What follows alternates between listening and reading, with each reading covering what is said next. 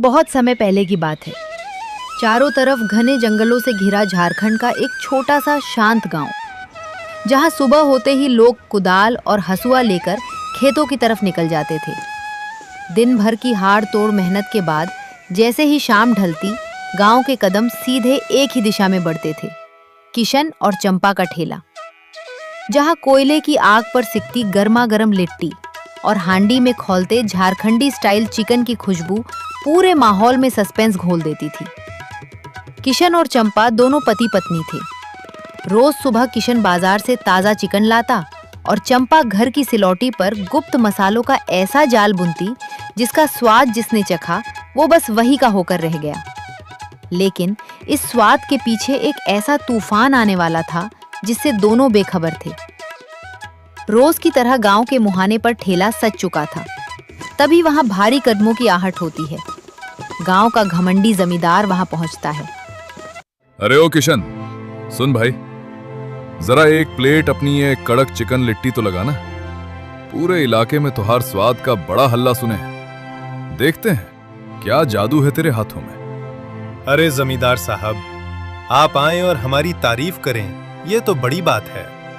पर हुजूर, ये तारीफ अपनी जगह है और पुराना बाकी पैसा अपनी जगह। हर बार आप आते हैं, यही मीठी बात बोलते हैं और बिना पैसे दिए चले जाते हैं। अबे, हम कहीं भागे जा रहे हैं क्या?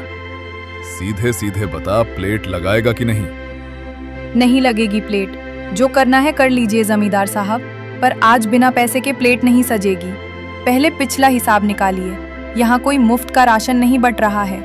सुबह से पीठ तोड़ मेहनत करते हैं, तब जाकर ये रंगत आती है। चुपचाप पैसे दीजिए, नहीं तो घर का रास्ता नापिए। अरे चंपा, इतनी गर्मी? भूल मत, इस गांव की आधी से ज्यादा जमीन मेरी है।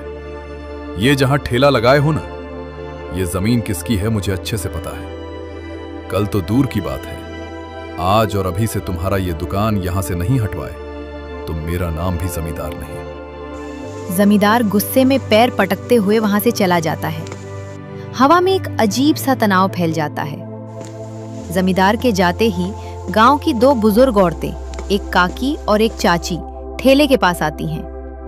प्रणाम काकी, प्रणाम चाची। आइए बैठिए ना। आज बड़ी दिनों बाद इधर आना हुआ। अरे किशन, हम यहाँ खाने बैठने नहीं आए हैं।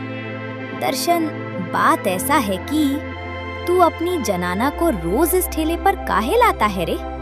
पहले जितना पूछे हैं उतना का जवाब दे। काकी, ये जो लोग दूर दूर से खिंचे चले आते हैं ना, ये इस लिट्टी चिकन का स्वाद नहीं बल्कि चंपा के हाथों के मसालों का जादू है। सच पूछिए तो ये ठेला चंपा का ही है। मैं तो बस यहाँ एक नौकर की तरह प्लेट लगाने का काम करता हूँ। अरे जी, आप ये क्या बोल रहे हैं? काकी, चाची, सुनिए मेरी बात। अगर मैं अपने मर्द का हाथ बटाने यहाँ आती हूँ तो आप लोग को इससे क्या दिक्कत है? दिक्कत? अरे बिटिया, दिक्कत बहुत बड़ी हो रही है। तुम्हारी देखा देखी अब हमारी बहुएं और पूरे गांव की औरतें घर से बाहर निकलकर कमाने की बात करने लगी हैं। अगर यही ढर्रा रहा तो कल को सब औरतें बाहर चली जाएंगी और मर्द घर में बैठकर चूल्हा चौका करेंगे। समाज का नियम मत बिगाड़ो। आज के बाद तुम इस ठेले पर नहीं दिखनी चाहिए। पर ये तो सरासर गलत बात है काकी। ठीक है काकी, ठीक है चाची। अगर आप बुजुर्गों की यही राय है तो कल से चंपा ठेले पर नहीं आएगी। बस अब आप दोनों गुस्सा थूकिए, एक एक प्लेट खाइए और स्वाद बताइए। किशन दोनों को प्लेट देता है। चिकन का पहला निवाला मुंह में जाते ही दोनों औरतों के चेहरे का गुस्सा गायब हो जाता है। अरे बेटा, चंपा के हाथों में तो सचमुच जादू है। जो एक बार खा ले वो बस दीवाना हो जाए। दोनों औरतें चुपचाप पैसे देती हैं और नजरें चुराते हुए वहां से चली जाती हैं। उनके जाते ही चंपा का सब्र का बांध टूट जाता है। अरे जी, बिना सोचे समझे आपने उन्हें हाँ क्यों कह दिया? क्यों मुझे यहाँ आने से मना कर दिया? देखो चंपा, मैं भी तुम्हें यही बात बोलने वाला था। जब तुम यहाँ रहती हो ना, तो समाज के कुछ लोग तुम्हें अजीब और गंदी नजरों से देखते हैं। एक मर्द होकर मुझसे वो बर्दाश्त नहीं होता। मैं बोल नहीं पा रहा था, पर आज अच्छा हुआ। कल से तुम घर पर ही रहना। ठीक है, मैं ठेले पर नहीं आऊंगी, पर याद रखिएगा कल से किसी को 1 रुपए की भी उधारी मत दीजिएगा। मैं घर पर सब तैयार कर दूंगी, आप बस दुकान लगा लेना। इधर पति पत्नी घर की बातें कर रहे थे, उधर जमींदार सीधे अपने दोस्त माखन लाल के घर पहुंचता है। माखन लाल जिसकी वो जमीन थी जहां किशन ठेला लगाता था। अरे जमींदार साहब, आप अचानक इस वक्त मेरे घर? सब खैरियत तो है ना? इतने घबराए और गुस्से में क्यों लग रहे हैं? माखन लाल, तू मेरा जिगरी दोस्त है। आज तक तूने मेरी कोई बात नहीं टाली। आज मेरी एक मदद कर दे भाई। अरे जमींदार साहब, आप हुक्म कीजिए, आपके लिए तो कुछ भी हाजिर है। बताइए क्या करना है? देखो माखन, वो जो किशन और चंपा रोज शाम को लिट्टी चिकन का ठेला लगाते हैं, वो जमीन तेरी है ना? मैं चाहता हूं कि तू तुरंत इसी वक्त उन दोनों को जमीन से बेदखल कर दे। पर जमींदार साहब, उनसे तो मैंने इस महीने का एडवांस पैसा ले रखा है। अचानक ऐसे भगाना सही नहीं होगा ना? अरे माखन, तू कितना सीधा है रे।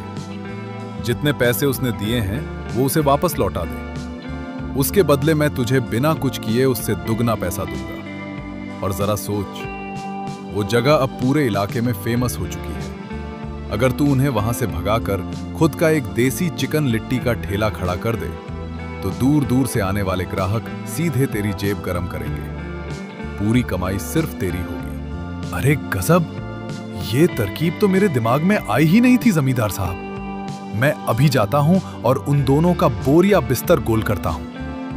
लालच में अंधा होकर माखन लाल सीधे किशन के ठेले पर पहुंचता है। किशन उसे देखकर मुस्कुराता है। अरे माखन जी, प्रणाम। आज बहुत दिनों बाद हमारे ठेले की तरफ आना हुआ। किशन, मैं यहां कुछ खाने नहीं आया हूं। बात ऐसी है कि मेरा अपना धंधा मंदा चल रहा है। अब मैं सोच रहा हूं कि इस जगह पर मैं खुद का ठेला लगाऊं। इसलिए तुम ये जगह खाली कर दो। कल से यहां मत दिखना। ये आप क्या बोल रहे हैं माखन जी? हमने तो आपको पूरे महीने का एडवांस पैसा जमा किया है ना। वो जो भी पैसे हैं बाद में आकर ले लेना, पर कल से दुकान यहां नहीं लगेगी। साफ बात। माखन जी, ऐसा नहीं हो सकता। हमें अच्छे से पता है कि उस जमींदार ने आपके कान में फूंक मारी है, तभी आप ये सब कर रहे हैं। अरे चंपा, जुबान संभाल के बात करो। मैं किसी के कहने पर नहीं, अपनी मर्जी से कर रहा हूं। अरे छोड़ो चंपा, बहस मत करो। ठीक है माखन जी, अगर आपकी यही मर्जी है तो आप ही यह दुकान लगा लीजिए। हम कल से यहाँ नहीं आएंगे, अपने लिए कोई दूसरी जगह देख लेंगे। माखन लाल अपनी चाल कामयाब होते देख वहां से मुस्कुराते हुए चला जाता है। किशन और चंपा भी भारी मन से अपना सामान समेटकर घर की ओर चल देते हैं।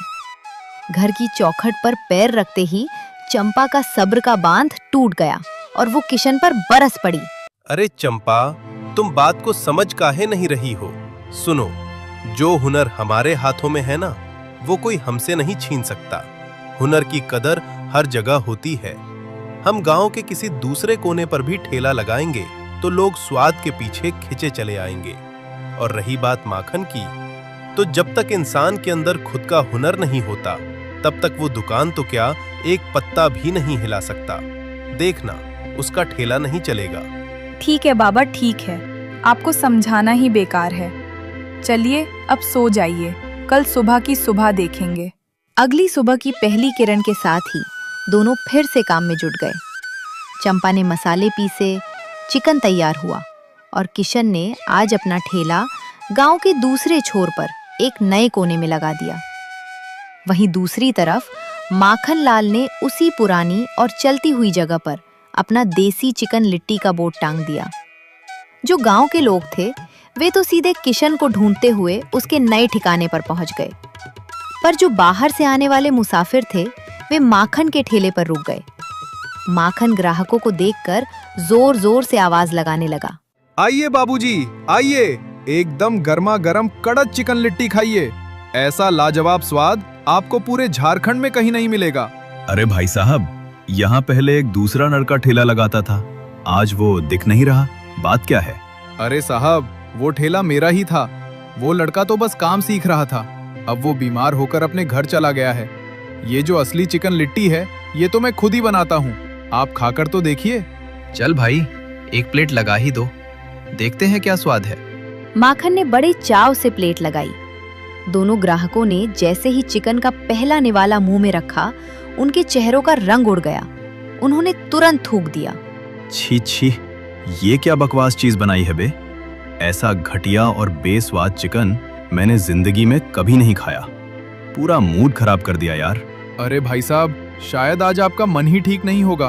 मन हमारा नहीं, तेरी इस बकवास चिकन का खराब है। मन तो कर रहा है कि 1 रुपया भी न दूं। पिक्ट अपने पैसे। चलो भाई यहाँ से, गांव में किसी से पूछते हैं कि वो किशन अपना ठेला कहाँ लगा रहा है। दिमाग खराब कर दिया। माखन के ठेले पर सन्नाटा पसर गया। पूरे दिन में सिर्फ वो 2 ग्राहक आए थे, वो भी थूक कर चले गए। वहीं दूसरी तरफ किशन के नए ठेले पर ग्राहकों की भारी भीड़ उमड़ पड़ी थी। किशन को अपने हुनर पर पूरा भरोसा था और माखन अपने खाली ठेले पर बैठा गुस्से और पछतावे में जल रहा था। अरे यार, मैं भी कितना बड़ा बेवकूफ हूँ। उस जमींदार के बहकावे में आकर बिना सोचे समझे ठेला खोल लिया। ऊपर से बदनामी हुई सो अलग, और सारा पैसा डूब गया। माखन अभी सोच ही रहा था कि अंधेरा होते ही जमींदार चोर कदमों से उसके ठेले पर आता है। अरे माखन भाई, क्या हुआ? चेहरा इतना उतरा हुआ काहे? अरे चेहरा उतरेगा नहीं तो क्या चमकेगा जमींदार साहब। सुबह से सिर्फ 2 ग्राहक आए और वो भी मुंह पर तमाचा मारकर चले गए। मैं तो बर्बाद हो गया। इतना सारा पैसा लगाकर दुकान खोली और 1 पैसे की बोहनी नहीं हुई। अरे भाई माखन, थोड़ा दिमाग से काम लो। जब बाजार में कोई नया खिलाड़ी उतरता है ना, तो उसे सबसे पहले अपने दाम गिराने पड़ते हैं। रेट कम करो, जनता अपने आप भागेगी। अरे जमींदार साहब, चिकन और लिट्टी बनाने में बहुत पैसा लगता है। अगर दाम कम कर दूंगा तो घाटा कहां से पूरा करूंगा? गांव वाले तो वैसे ही कम पैसा देते हैं। अरे उसका जुगाड़ है मेरे पास। बाजार में मेरे एक दोस्त की चिकन की दुकान है। उसके पास जितने भी बीमार और मरे हुए चिकन आएंगे, वो सब मैं तुझे एकदम कौड़ियों के दाम में दिलवा दूंगा। फिर तू आधे दाम में बेचना, कोई नुकसान नहीं होगा। वाह जमींदार साहब, क्या तगड़ा दिमाग लगाए हैं। कल तो मैं उस किशन की धज्जियां ही उड़ा दूंगा। आज का पूरा नुकसान कल सूद समेत वापस लूंगा। अगली सुबह फिर से दोनों तरफ ठेले सज गए। माखन ने दुकान लगाते ही पागलों की तरह चिल्लाना शुरू कर दिया। आ जाओ गांव वालों, दौड़ के आ जाओ। ऐसा सस्ता और धमाकेदार ऑफर कहीं नहीं मिलेगा। मात्र आधे दाम में भरपेट चिकन लिट्टी खाओ। जब तक मन ना भरे, खाते जाओ। हाँ, आधा दाम सुनते ही लालच में डूबे गांव वाले किशन का ठेला छोड़कर माखन के ठेले पर टूट पड़े। लेकिन जैसे ही उन्होंने वो बीमार चिकन खाया, स्वाद में वो बात नहीं थी। लोग माखन के मुंह पर ही उसकी बुराई कर रहे थे, थूक रहे थे। माखन मन ही मन बहुत उदास हो रहा था और उसे अपनी इस घिनौनी गलती पर पछतावा भी हो रहा था। लेकिन दूसरी तरफ कहानी ने एक दर्दनाक मोड़ ले लिया था। किशन के ठेले पर आज एक भी ग्राहक नहीं फटका। उसका भारी नुकसान हो चुका था। वो पूरी तरह से अंदर से टूट चुका था। अगले दिन फिर से गांव के दोनों छोर पर ठेले सजे, लेकिन आज हवा का रुख बदल चुका था। माखन लाल के ठेले पर कल का सड़ा बीमार चिकन खाकर गांव वालों का पेट ऐसा बिगड़ा कि आज उसके ठेले की तरफ किसी ने झांका तक नहीं। माखन के ठेले पर खूंखार सन्नाटा था। वहीं दूसरी तरफ किशन के नए ठिकाने पर गांव वालों की भारी भीड़ उमड़ पड़ी थी। लोग लाइन लगाकर असली स्वाद का इंतजार कर रहे थे। माखन लाल अपने सूने ठेले पर खड़ा होकर सर पकड़कर रो रहा था। उसे अपनी जिंदगी की सबसे बड़ी भूल का एहसास हो चुका था। अरे यार, मैं कितना बड़ा गुनहगार हूं। उस लालची जमींदार के चक्कर में आकर मैंने अपने पैरों पर खुद कुल्हाड़ी मार ली। महीने की जो बंधी बंधाई एडवांस तनख्वाह मिलती थी, वो भी गई। और इस ठेले में जितना पैसा फंसाया, सब मिट्टी में मिल गया। बिना सोचे समझे मैंने अपने ही भाई जैसे किशन से दुश्मनी मोल ले ली। अब मुझे अपनी गलती सुधारनी ही होगी। माखनलाल तुरंत दौड़ता हुआ किशन के ठेले पर पहुंचा। किशन भाई, मुझे माफ कर दो भाई। जमींदार के बहकावे में आकर मेरा दिमाग खराब हो गया था। मुझे अपनी गलती पर बहुत पछतावा है। तुम वापस अपनी पुरानी जगह पर आ जाओ भाई। वो जगह तुम्हारी ही है। अरे माखन भाई, कोई बात नहीं, देवरानी जेठानी की तरह लड़ना झगड़ना तो लगा रहता है। तुमको माफ किया, पर अब हम ये नया ठिकाना नहीं छोड़ेंगे। हम अपना ठेला इसी जगह पर लगाएंगे, क्योंकि हुनर जगह का मोहताज नहीं होता। सीख यही है कि हुनर की कद्र हर हाल में होती है। बस इंसान को बिना हिम्मत हारे अपनी मेहनत पर भरोसा रखना चाहिए।